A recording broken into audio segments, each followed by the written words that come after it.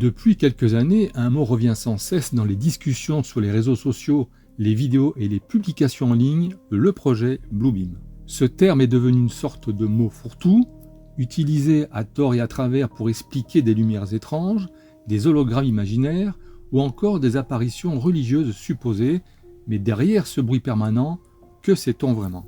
Bonjour à tous et bienvenue pour un nouvel épisode de Cold Advance Activity.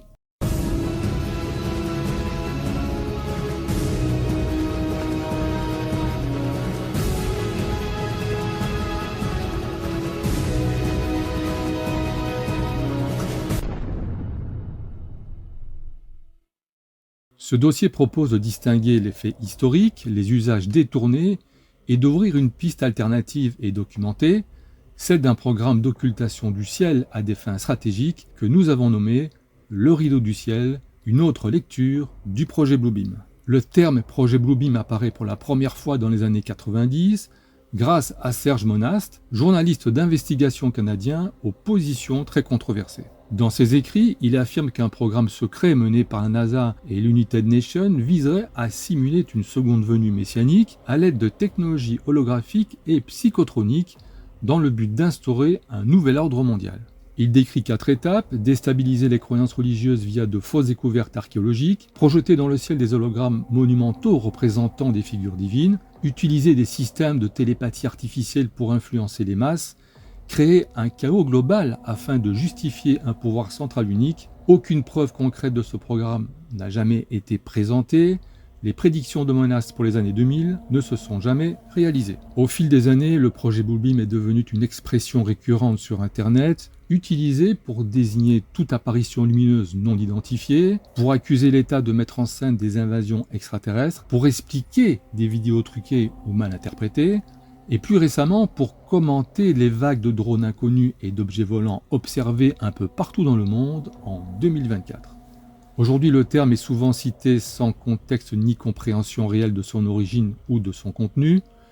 Cette confusion générale rend toute discussion sérieuse difficile et jette un voile sur d'éventuelles réalités technologiques bien plus subtiles.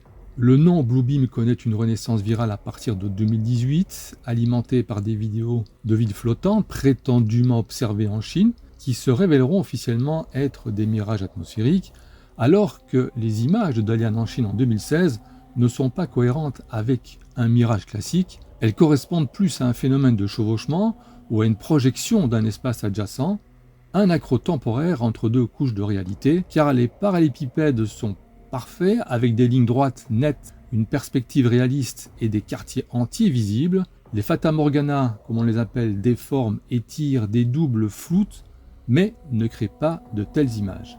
Des vagues d'observation de drones lumineux aux États-Unis et en Europe, la montée en puissance des constellations de satellites avec SpaceX et OneWeb, confondues avec des phénomènes inexpliqués, des influenceurs qui relient tout cela à Bluebeam sans jamais apporter de preuves concrètes. En parallèle, des périodes particulières, notamment autour du rhume-19 et des confinements, ont alimenté de nouvelles spéculations. Le ciel lui-même semblait changer. Pendant cette période, nos observations sur le terrain au col de Vence avaient également changé. Le ciel était comme figé entre 2020 et 2023, mais encore aujourd'hui, par moments, au cœur du col, notre équipe a relevé à plusieurs reprises un phénomène troublant d'un ciel chargé d'anomalies. Absence inhabituelle de passages satellites, alors qu'ils sont normalement fréquents et visibles à l'œil nu. Aucune trace visible de la Station spatiale internationale lors de ses fenêtres horaires où elle aurait dû apparaître.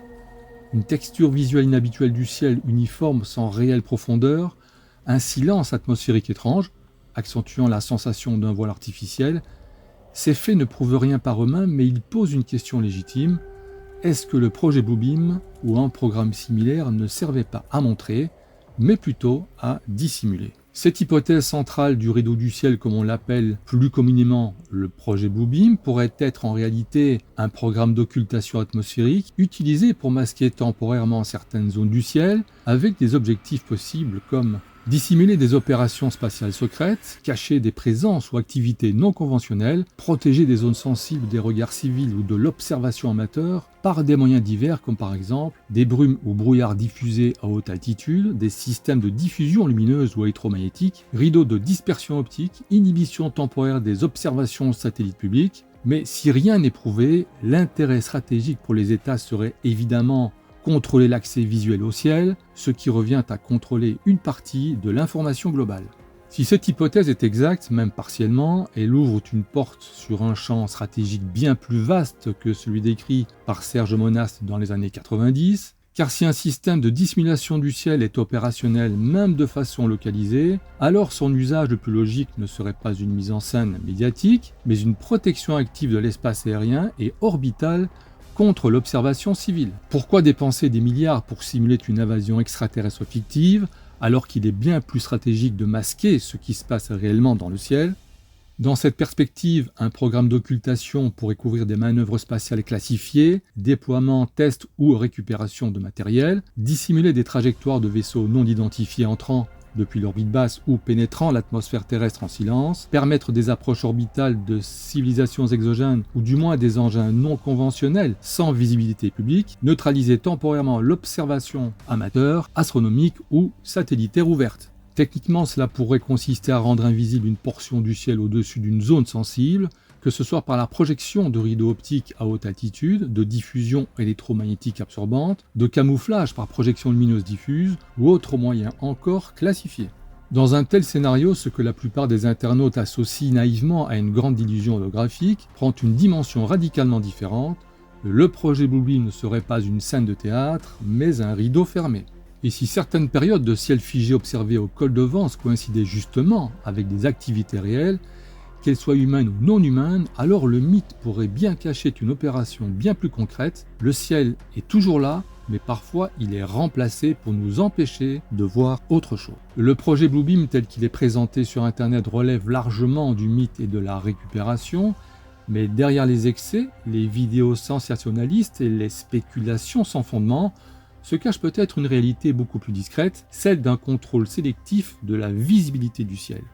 Mais quelque chose de majeur se déroule actuellement au-dessus de nos têtes, à des altitudes que personne ne peut observer à l'œil nu. Depuis plusieurs mois, des indices corroborants laissent penser qu'une guerre technologique silencieuse a commencé dans l'espace, opposant les puissances les plus avancées de la planète, satellites neutralisés, systèmes d'interception orbitale, armes à énergie dirigée.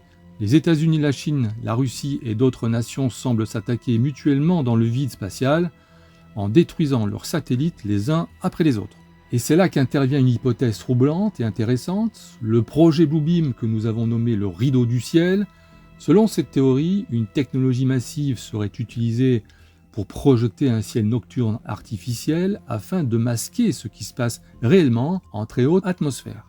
Un ciel où les étoiles sont visibles en gardant la rotation terrestre cohérente. Par contre, aucun satellite ni l'ISS ne passe contrairement à ce que nous pouvions observer il y a encore quelques années. En d'autres termes, ce projet pourrait cacher les affrontements en cours dans l'espace, rendant invisibles les destructions, les collisions et les opérations militaires orbitaires. Ce qui se passe donc à travers ce rideau, ce que nous voyons parfois depuis le sol, sont les fragments, les débris brûlants, les restes de satellites détruits lors de cette guerre invisible. Ces traînées lumineuses, ces désintégrations spectaculaires filmées dans le monde entier, présentées comme de simples débris spatiaux, pourraient donc être les seules manifestations visibles d'un conflit réel qui nous est dissimulé. Plusieurs lanceurs d'alerte l'avaient annoncé, un jour la guerre se déplacerait dans l'espace et on ferait tout pour que la population ne la voie jamais. Aujourd'hui, tout semble indiquer que ce moment est arrivé et le projet Bluebeam pourrait bien être la clé de cette dissimulation.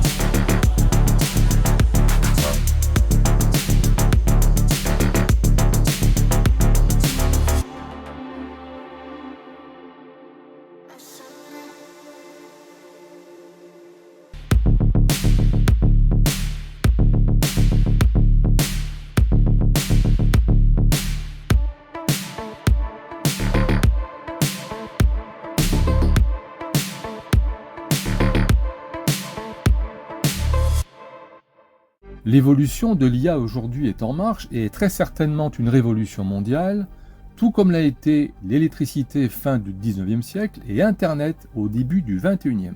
Sa vitesse de progression est telle que même les spécialistes ont du mal à suivre, l'intelligence artificielle va prendre une place énorme dans la vie de chacun, de ce fait alors, l'humanité serait-elle en danger face à un adversaire qu'elle aurait engendré et dont elle pourrait en perdre le contrôle ?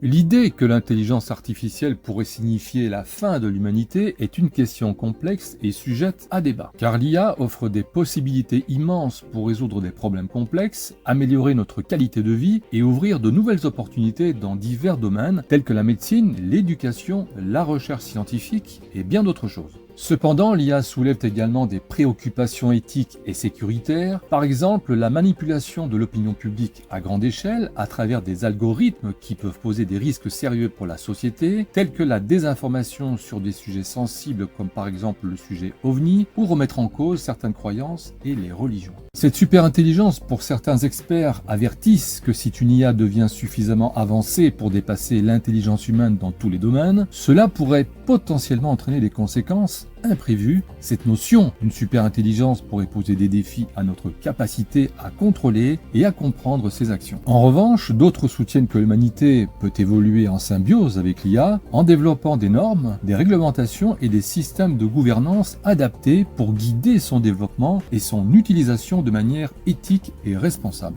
Mais l'autonomie et les décisions non contrôlées des systèmes d'IA autonomes pourraient prendre des décisions imprévisibles ou indésirables, en particulier si leur fonctionnement échappe au contrôle humain, car cela pourrait entraîner des conséquences néfastes, notamment dans les domaines sensibles tels que la sécurité nationale ou la finance. L'utilisation de l'IA dans le domaine militaire, en particulier dans le développement d'armes autonomes, soulève des préoccupations quant à la possibilité de déclencher des conflits armés ou l'escalade vers des tensions internationales. Ces décisions prises dans la conception de l'IA, son déploiement et son utilisation peuvent avoir des conséquences positives, mais également négatives. En conclusion, l'IA présente à la fois des opportunités et des défis pour l'humanité. Son impact sur notre avenir dépendra largement de la façon dont nous choisissons de la développer, mais à terme, l'IA serait-elle une possibilité de l'extinction de l'humanité, comme cela a peut-être été le cas pour d'autres espèces sur d'autres planètes, ce qui pourrait peut-être expliquer leur exode sur des planètes habitables comme la Terre, où des observations d'engins spatiaux pourrait être sans pilote et serait donc pilotée par une IA munie d'une hypertechnologie venue d'ailleurs.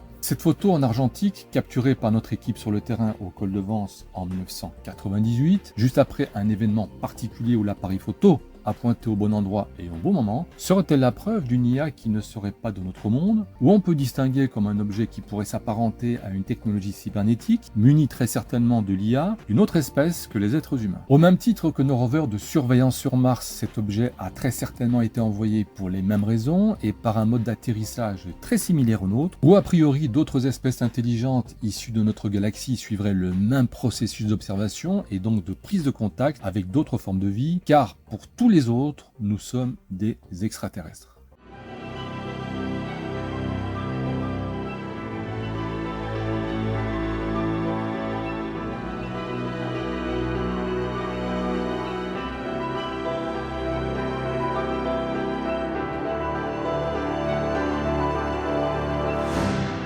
L'hypothèse selon laquelle les scientifiques du CERN auraient provoqué par le LHC, le collisionneur de hadrons, une ouverture vers une autre dimension, serait-elle la conséquence des anomalies très étranges que nous vivons aujourd'hui à travers le monde ? Ces expériences menées par les physiciens du CERN pour reproduire la particule Z du boson de Higgs nous mettent-elles en danger et seraient-elles liées à ce changement de société radical ? L'horloge universelle a-t-elle été modifiée par les expériences du CERN au point de nous avoir créé une dimension nouvelle qui nous déstabilise et aurait-on de ce fait basculé dans une dimension qui ne serait pas la nôtre ? La découverte du boson de Higgs au grand collisionneur de hadrons du CERN en 2012 a marqué une étape importante dans la physique des particules car l'humanité a officiellement découvert ce qui rend notre existence possible et a observé l'insaisissable particule appelée également la particule de Dieu. Cette particule confère sa masse à presque toutes les autres et jette ainsi les bases de la matière qui nous constitue et de tout ce qui nous entoure et que nous voyons dans l'univers. Situé à la frontière franco-suisse, cet accélérateur de particules est le plus puissant jamais construit, qui s'étend sur 27 km de circonférence en sous-sol et a incité les scientifiques à jouer avec le feu sans penser aux conséquences possibles. Le 4 juillet 2012, les scientifiques du CERN ont annoncé l'observation du boson de Higgs, selon bien entendu la théorie du Big Bang, mais remise en question en 2023 par le nouveau télescope spatial James Webb. A priori, cet accélérateur de particules avait une chance sur 2 de détruire notre système solaire. En apparence, cela ne s'est pas produit, mais peut-être en apparence seulement. Pendant les premières phases d'exploitation du LHC, plusieurs phénomènes inexpliqués ont été observés qui ont intrigué les scientifiques. Les détecteurs ont commencé à enregistrer un nombre étonnamment élevé de collisions de particules. À certains niveaux d'énergie, ces événements anormaux ne correspondaient pas aux prédictions basées sur le modèle standard de la physique des particules. Mais ce modèle standard indiquait la présence d'une physique inconnue et d'autres anomalies ont également été observées dans le comportement de d'autres particules voyageant plus vite que la lumière, défiant la théorie de la relativité d'Einstein. Ces observations ont suscité un débat sur les possibilités que pourrait impliquer l'existence de dimensions supplémentaires. Les expériences du LHC ont produit des bosons de Higgs plus lourds que prévu, suggérant l'interactivité de plus grande dimension. Au moment de tirer sur le levier, les membres de l'équipe internationale du CERN ont eu quelques suées, car ils savaient qu'ils jouaient à pile ou face. Pile, il ne se passerait rien. Face, leurs expériences étaient responsables de la pire catastrophe concevable par l'esprit humain, une chance sur 2 d'ouvrir un portail vers une autre tangente du temps. En entrant en collision, les hadrons propulsés dans l'accélérateur de particules pouvaient en effet créer de micro-trous noirs ou changer de dimension à l'intérieur de l'accélérateur sans imaginer que ce changement pourrait interagir avec notre propre réalité. Comme certains l'avaient prédit, il nous aurait fait effectuer un saut dans le passé, précisément un 100 000 milliards de milliardième de nanosecondes en arrière, juste avant le déclenchement qui aurait dû nous être fatal. Cela a créé une ligne temporelle alternative dans laquelle l'expérience n'a pas eu lieu et où nous existons donc toujours. Mais selon différents scientifiques de très grande renommée, le phénomène aura plusieurs implications. Tout d'abord, un dérèglement du temps qui fausse toutes les horloges atomiques et la perturbation des courants marins et atmosphériques. Toujours en activité aujourd'hui, la fin du programme du LHC est prévue pour 2026. Les nations étrangères à notre planète pourraient-elles voyager dans le temps avec des vaisseaux spatiaux ? Et est-ce possible que les ovnis observés à travers le monde soient des voyageurs temporels afin de modifier notre avenir? Le monde du voyage dans le temps impliquerait-il directement les objets volants non identifiés observés un peu partout dans le monde? On pourrait se poser la question sur l'acclimatation facile des visiteurs venus d'un autre monde, comme par exemple le langage, l'atmosphère terrestre et les abductions ou enlèvements de personnes à titre d'expérience génétique et de reproduction hybride. Comment pourrait-on être compatible génétiquement avec des races extraterrestres venant de d'autres systèmes solaires que le nôtre? Est-ce possible alors que ces civilisations avancées, autant dans la technologie que dans leur aspect physique, proviennent de la Terre, mais d'une dimension futuriste lointaine, ou sur une autre tangente de temps, la race humaine serait proche de son extinction? Leur voyage serait donc pour eux dans le passé, correspondant à notre présent, afin de récolter toute la base chimique de notre espèce. Compte tenu de nos observations d'engins et d'objets inconnus depuis des décennies que nous qualifions d'ovnis, ne serait-il pas le moyen pour eux de passer sous ces formes auxquelles nous nous sommes habitués depuis tant de temps, en guise de camouflage? Et cela pourrait-il être alors une vérité cachée? Le sergent Jim Penniston, ancien militaire de la base anglo-américaine de Bentwaters dans la forêt de Rendlesham en Angleterre, dans le Suffolk, a été témoin avec une partie de son détachement lors d'une patrouille dans la forêt, d'une rencontre rapprochée où un objet lumineux était posé au sol, avec une série de symboles inconnus dessinés sur les panneaux de l'engin. Jim Penniston et John Burroughs, qui ont été au plus près de l'objet, ou autrement dit l'OVNI, auraient été confrontés à une surdose de radioactivité et auraient subi des malaises. Voici un croquis de l'observation réalisée par John Burroughs peu après les faits, étant donné qu'à l'époque, les téléphones portables n'existaient pas, pour prendre éventuellement des clichés rapides. En 1994, le sergent Penniston a fait une régression hypnotique pour se rappeler de certains souvenirs toujours présents dans son subconscient sur cette rencontre rapprochée de 1980. Il a déclaré que certaines civilisations extraterrestres en fait seraient des visiteurs du futur et que d'après ses souvenirs de communication avec ces visiteurs, notre avenir est en danger. En physique, est-ce que les trous de verre seraient-ils le moyen de voyager dans le temps, dont la théorie avait été avancée en 1957 par le physicien théoricien John Wheeler? Ces vortex seraient-ils un raccourci dans l'espace et dans le temps, dont 2 clichés avaient été capturés à l'époque au Col de Vence par notre équipe de Col de Vence Activity, qui pourraient faire penser à des vortex ou portes dimensionnelles pour voyager dans l'espace-temps. Comment également expliquer la présence des Men in Black ou des hommes en noir après des observations importantes d'OVNI ou de rencontres du troisième type? Peut-être sont-ils des agents temporels habillés en noir des années 50 avec des voitures hors du temps, bien souvent des Cadillacs noirs, s'assurant peut-être que les témoins ne s'approchent pas trop près de la vérité, à savoir le voyage dans le temps. A priori et selon les témoins qui ont eu affaire à eux, une question revient systématiquement: quelle heure est-il? Malgré leur apparence anachronique comme des hommes hors du temps, ces hommes du futur seraient là peut-être pour essayer de réparer notre propre destruction afin d'éviter le pire et de sauver ce qui reste de notre espèce. Joshua Warren, chercheur en paranormal, a étudié le lien entre les hommes en noir et les ovnis, et il se pourrait que les hommes en noir soient informés lorsque se produit un problème important dans le temps, qui doit être corrigé et donc limiterait les dégâts avec les avertissements aux témoins de garder le silence, afin de protéger le voyage dans le temps. Leur mission serait donc de maintenir la chronologie des événements pour protéger les lignes temporelles, car ces hommes en noir se manifestent partout dans le monde, y compris en France. En 1976, Bernard Bidot, ancien juge et ufologue, a fait la rencontre avec 3 hommes en noir qui lui ont demandé d'arrêter d'écrire son livre sur les ovnis et les abductions, puis ils disparurent comme ils sont venus. Bernard Bidot s'était-il approché un peu trop près de la vérité? Quelque temps plus tard, étrangement, il tombait gravement malade. Ces hommes en noir habillés des années 50 seraient-ils donc des voyageurs temporels, menaçant des témoins et ufologues qui en savent un peu trop sur le phénomène? Jacques Vallée, informaticien, astrophysicien et ufologue français et auteur de nombreux livres, remet également en question les apparitions d'OVNI avec ces apparitions et disparitions d'objets d'une facilité déconcertante qui se dématérialisent comme s'ils pouvaient manipuler le temps et l'espace. Ces hypothèses seraient un peu différentes que d'objets spatiaux venus d'autres planètes, et d'après lui, ce phénomène interdimensionnel serait plus réaliste. C'était également l'avis de l'astronome et ufologue Allen Hynek, ancien sceptique, qui à force d'étudier le phénomène est devenu un des meilleurs experts sur les ovnis, en expliquant que les ovnis sont bien réels, mais qu'ils pourraient faire partie d'une réalité parallèle en rentrant et en sortant de notre réalité. Mais de son esprit très cartésien, c'est une hypothèse qui le perturba beaucoup. Malheureusement, nous n'avons aucune preuve qu'il existe des voyageurs temporels parmi nous, ni que les ovnis soient des machines à remonter le temps.